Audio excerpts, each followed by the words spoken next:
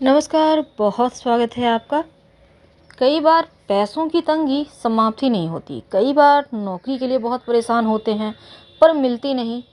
धन चाहिए, पैसा चाहिए, आप रोज़गार करना चाहते हैं, कुछ अच्छा व्यापार करना चाहते हैं, मन में तो है पर कर नहीं पा रहे, सफलता नहीं मिल पा रही।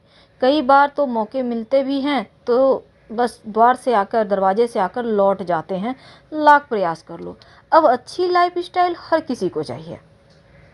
अच्छी लाइफस्टाइल यानी ऐसा कम से कम लाइफ हो जिसमें कभी किसी चीज़ की कमी ना हो। अब ये नहीं कि बीमार हैं तो दवाई के पैसे नहीं हैं, ऐसा नहीं हो। हर कोई चाहता है। तो आज हम आपको एक महाप्रयोग बताएंगे और वीडियो के अंत तक बने रहिए। अगर पसंद आए, इससे लाभ हो, तब आप वीडियो को लाइक कीजिएगा, चैनल को सब्सक्राइब कीजिएगा और अपनों से शेयर ज़रूर कीजिएगा। तो आज हम आपको विशेष मनोकामनाओं की पूर्ति के लिए अपनी हथेली पर क्या और कहाँ और कब लिखें कि हर कामना पूरी हो। और हर तरह के आप कुछ भी करना चाहते हैं, आप चाहते हैं अपना वाहन हो, आप चाहते हैं किसी बड़ी कंपनी में जॉब करें, आप चाहते हैं किसी बड़े व्यापार का नींव आप डालें या फिर अपने व्यापार को बढ़ाना चाहते हैं, तब हाथों में आप क्या लिखें, कैसे लिखें, सबसे महत्व रखता है आप कैसे लिखें। क्या लिखना तो आसान है पर कब लिखें। देखिए, हमारे जो पाम होते हैं, हथेली होते हैं, उसमें उंगलियां हैं और बीच का हिस्सा को हम कहते हैं जो हमारी उंगली है, उसके बाद हथेली का हिस्सा है। तो उंगली के ठीक नीचे जो पर्व होते हैं, पर्व यानी जो उभरा हुआ स्थान होता है, पर्वत जिसको कहते हैं, गुरु का पर्वत, जो मंगल का पर्वत, शनि का पर्वत, सूर्य का पर्वत, बुध का पर्वत, तो उसी पर्वत का खास महत्व है। अब देखिए, जो गुरु हैं वो धन, मान, सम्मान, नौकरी, व्यवसाय सब कुछ देते हैं। जो शनिदेव हैं वो भूमि से नीचे से निकलने वाली वस्तुएं प्रदान करते हैं। जो सूर्य हैं सरकारी नौकरी देते हैं। तो आप क्या करेंगे, जो जिस क्षेत्र से संबंधित आप कामना है आपकी, उसी क्षेत्र में आपको लिखना है। आपको ब्लू रंग का पेन चाहिए होगा।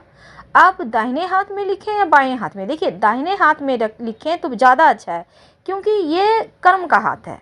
दाहिने हाथ में लिखने के लिए आपको बाएं हाथ में पेन को पकड़ना होगा और बाएं हाथ में लिखेंगे तो दाहिने हाथ से पकड़ेंगे पेन। ये करेंगे कब? रात में सोने के पहले कीजिएगा।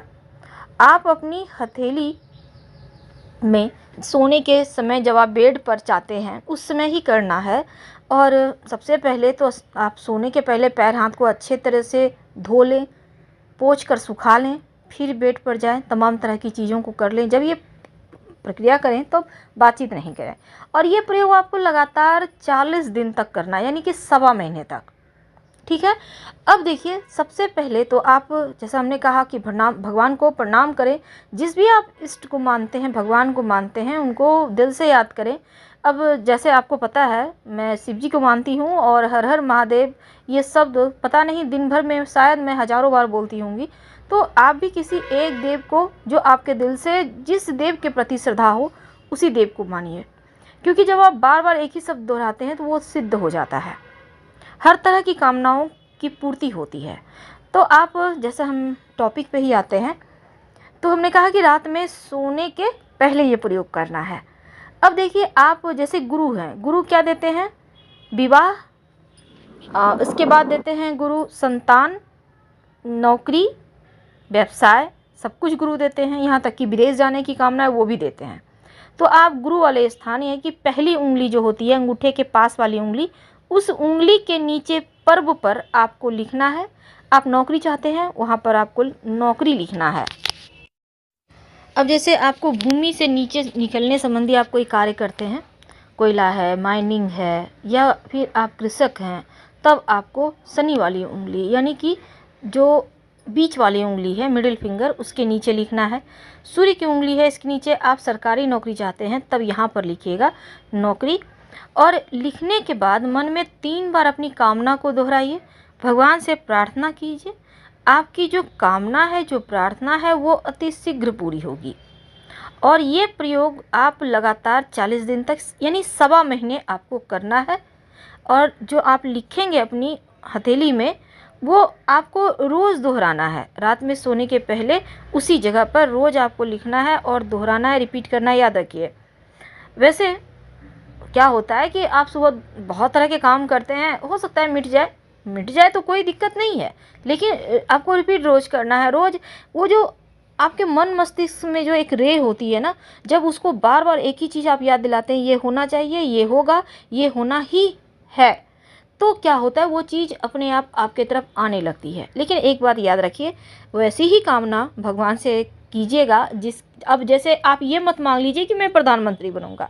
ठीक है, भगवान करे आप बन जाए, उसके लिए नहीं है, लेकिन ऐसी चीज़ों को मांगिए जो आपकी पूरी हो सके। अब आप सोचिएगा अंबानी के टक्कर में मैं भी आ जाऊं तो वो भी भगवान करे हो जाए, लेकिन कामना ऐसी मांगिए जो पूरी हो। प्रकृति आपको उस कामना को पूरी करने के लिए आपकी मदद करे, ऐसी ही कामना आप कीजिएगा। तो ये प्रयोग आप कीजिए।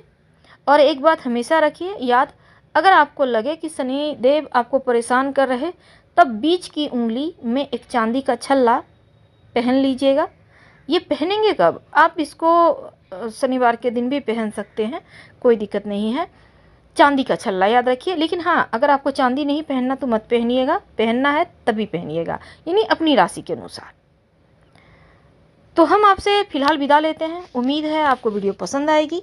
जानकारी अच्छी लगे तब लाइक कर सब्सक्राइब कीजिएगा, अपनों से शेयर कीजिएगा और कमेंट में हर हर महादेव जरूर लिखिएगा। धन्यवाद। हम फिर मिलेंगे।